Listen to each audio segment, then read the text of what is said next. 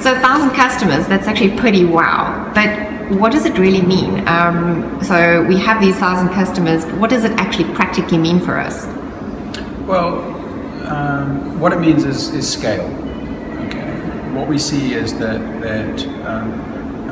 and it's important to note this, that our customer base has grown really over the last 3 or 4 years from being a predominantly US vendor when SuccessFactors started, or when SAP took over SuccessFactors, to be a much more globally inclusive vendor. So when you go around the world, you'll see this growth of the SuccessFactors portfolio, and particularly EC, for instance, on a global basis. So if you look at EC in particular, you'll find a pretty equal balance between US customers and non-US customers. Whereas if you look at our competitors, you'll find that they have 90% of their customers in the US. Yeah.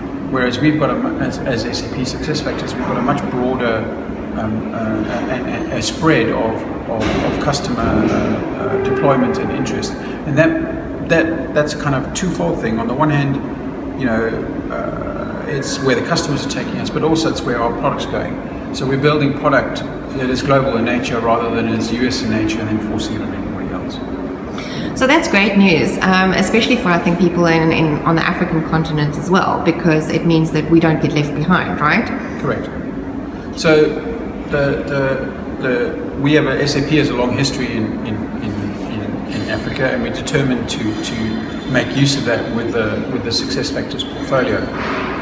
You're lucky in the sense that the South African mafia is large and well in SuccessFactor. I'm a relatively minor dignitary in the South African mafia, but there is a deep interest in Africa, really, that goes to the roots of the SAP leadership. So we are very determined to make sure that our products succeed in Africa as well as, if not better than they've done elsewhere in the world.